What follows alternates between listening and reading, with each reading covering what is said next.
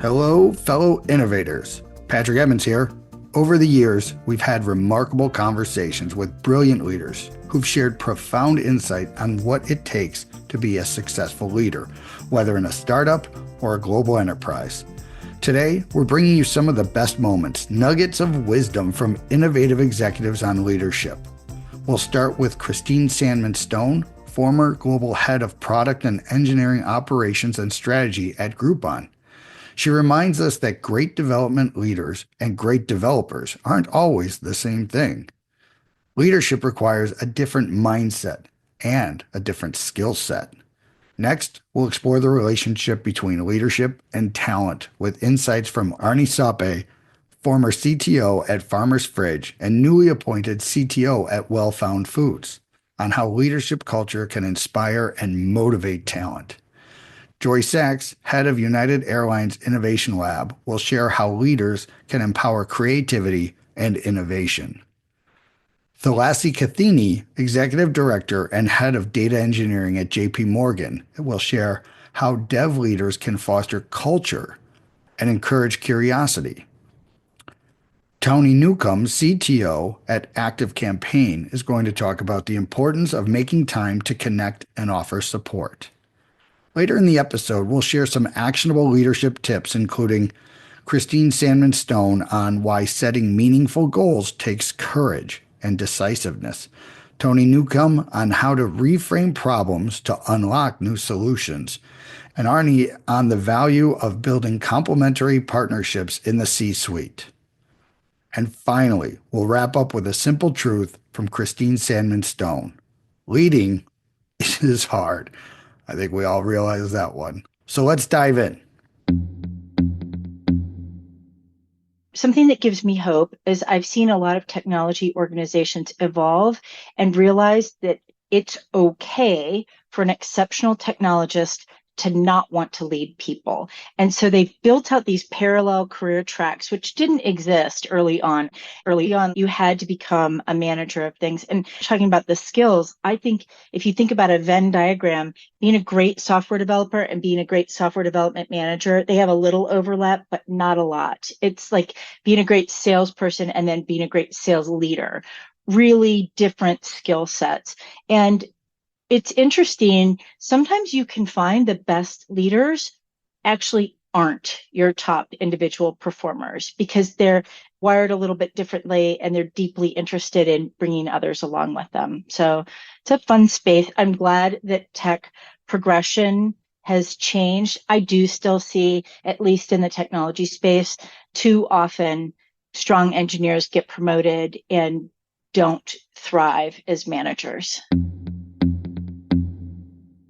We're still at a space where what you do can actually be measured in percentages of company performance and other things. So tying it back to what it means to the company, and we're also small enough that you can actually see the people that use the tools that you're using, or see the customer feedback and notice it, right? And so there's that. So we have a strong tie to what's happening, and we have difficult work to do, which means people feel challenged. We have ability to move people around, give them new experiences, stay in touch with where they want to go, and give them individual attention. That gets harder, I think, as the organization gets larger, but we're still small enough that we can know all of our people, know where they want to go, use our one-on-ones, and make sure that they get experiences and challenges. And I like to think of as a leader of a team, you take on some of your team's personality, but they also take on some of yours, right? And if I at the top shoot for visibility, I screwed up, I'm going to raise my hand and say I made a mistake and this is what the impact was. And if somebody makes a mistake, I'm like, all right, it's all right. You admitted it. We took care of it. Don't let it happen again, but we're okay. I'd rather, so giving people that space to make mistakes. So even when the pressure is high, they aren't constantly feeling like if I make one little thing wrong, the world's going to collapse, right? I have to make sure that I exemplify those things. And then I also provide them the space to make mistakes. So when the pressure is high, they will perform and they will continue to push things out. There's many ways to innovate, but everyone has the capacity to do it. I think sometimes it can be very intimidating. I know myself, I never saw myself as a creative or an innovator or a visionary.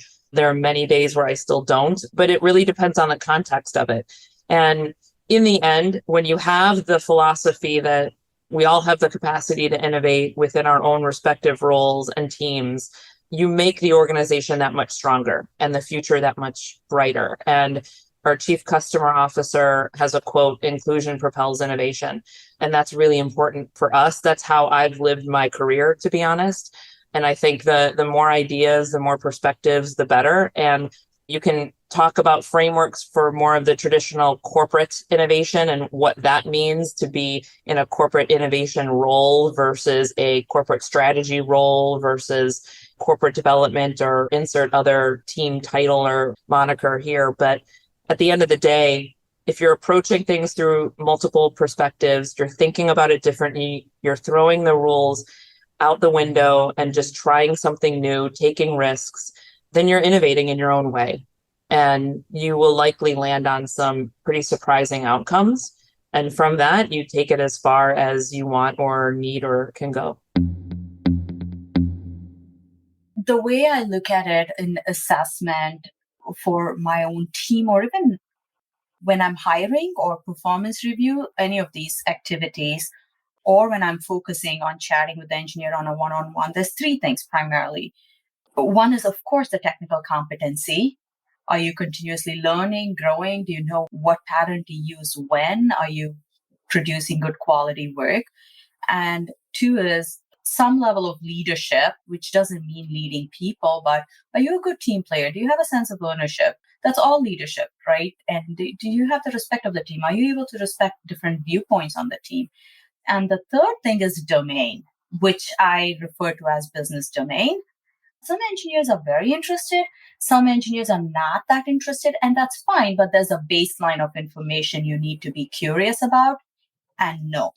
When you're fresh out of college, it's different, that they don't know, that they don't necessarily appreciate it, and you're coaching them. But if you're to become a manager, you are the glue, or you are the liaison between the business and your teams. And if you can appreciate the challenges of your internal business folks, let alone external customers, if you're not able to ask the right questions, or asking questions is easy, asking right questions is harder. If you're not, and that it just doesn't happen, you need to have enough context to be able to ask the right question. And that comes with curiosity.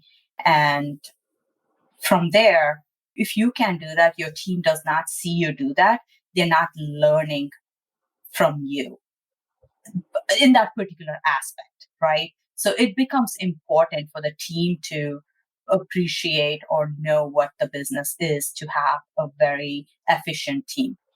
Pay less attention to story point velocity, pay more attention to what your business is about, what your customers are about, whether it's internal customers or external customers. We would always walk away with a lesson and ask ourselves, well, what went wrong? What can we take away from this? What could we have done differently to have a better outcome? And I think that just kind of relentless pursuit of, no, we can achieve better than what we just did. This performance does not mean we are losers. It just means we happen to lose today. And I think that you've got to find that resilience somewhere. And so, we certainly don't punish folks for making a mistake. I think that it's easier for me to convey that with the folks I work directly with. I've found as you're a senior leader, it gets really hard because, you just don't have the trust when across 300, 500 people. You don't get that ability to invest as much time with each other, to have that foundation. And so I try my best to spend time with folks, because I think those are real relationships you're building, and not spend time with them like solving a problem or like expecting their work, but just talking with them, so that then when there is something that I'm curious about or that they're struggling with, I can pick up the phone and they know that I'm really showing up to offer advice or offer support, and not show up to hold them accountable, which is, when you're a senior leader, I think people always just assume you're the boss. And so there's some kind of a problem, like when you're showing up and things need filtered before you hear it and that sort of thing. But I think you've really got to work hard to invest in those relationships with your team so that they will open up to you and that they will feel comfortable sharing. And over time, for me, at least, I see more and more and more people willing to open up and share their thoughts or reaching out to me and saying, hey, I just want to make you aware of this. Like, I appreciate that so much because there's a finite amount of time in a day. If there's a fire somewhere in the organization, I will miss it if I don't have folks that are willing to raise their hand and say, hey, I noticed something doesn't seem right. I need help.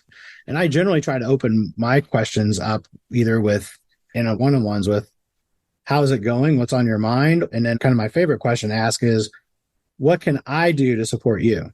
And I think that a lot of times leaders are not, I think, offering that support and really should.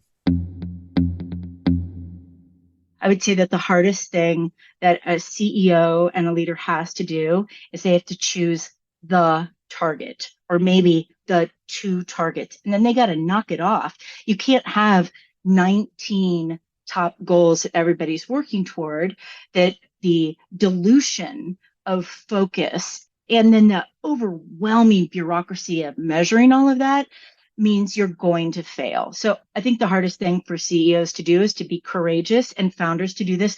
Be courageous, narrow it tightly, choose something you can measure, and then live it. It's hard work, but it's effective.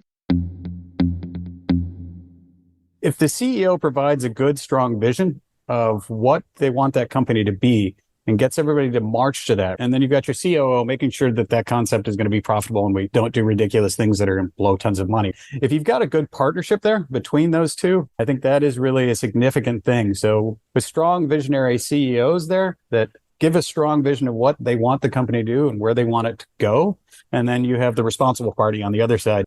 Those two partners, I think, are very significant to have, and then it makes the rest of the people working that organization able to execute on what they need to do to make those things happen. The best advice I had from this was, I'll credit my dad. He was an executive as well, and I was just very fortunate to have him as a mentor. I still have him as a mentor. But when I was younger, he would always tell me, Tony, I'd say, well, this can't be done, right? Like, I'm struggling with something, whether it was schoolwork or whatever. I said, this can't be done. And he'd say, well, do you mean it can't be done, or do you mean you're not quite sure how to do it? And those are very distinctly different concepts. And he said, I actually think anything can be done. It's just a matter of whether or not you can currently see the path to do it. And he said, in those moments, think of somebody who you believe could do the job. So like, you might be sitting there saying, well, I can't do this, but I'm sure so-and-so would be able to do this. If only they were here. Then ask yourself, well, what would they do if they were here? And then go try it, right? So a definitive bias to action, I think, is necessary to just go try something. Like, you always hear about like the cliches of, well, half of success is trying, and you just get stuck in analysis paralysis. In a lot of ways, it's true, because you'll make that attempt and all of a sudden you'll learn something or learn why that's maybe not the right way to go. The other thing that I've done many times, and probably some of the folks listening will recognize this, I will call people that I think would maybe know the answer, and I will just say, hey, sorry to bother you. And this is where I've invested time in them, so they pick up the phone. I don't just use them to get answers. I invest time as just humans to be there for them too. And I'll just ask them straight up, what would you do in a situation like this? And I won't share like necessarily details of what I'm dealing with, but enough to give them context to help me form my plan. And I think that, well, call that a mentor, whatever you want to call it. I don't really go around saying, hey, will you mentor me? I find that to be an awkward exchange, but I think that just the circle you keep should be filled with folks that you want to invest time with them, and then in turn know that they'll be there for you as well. I think that's really important. I was at a dinner the other night with a group of female CEOs, and we were talking about being a manager for the first time. And the conversation kind of went like this. One woman was saying, I worked for the worst manager in the world, and I learned exactly what I didn't want to do. And I made mistakes anyways.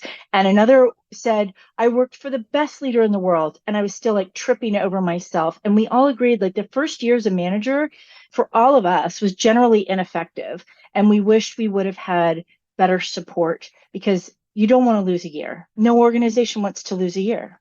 And we all wanted to be good managers, and we still struggled. So much insight in these leaders' words. It was inspiring to revisit these conversations and reflect on what makes a truly effective leader. I hope you found these takeaways just as valuable as I do. Thanks for listening, and we'll see you next time.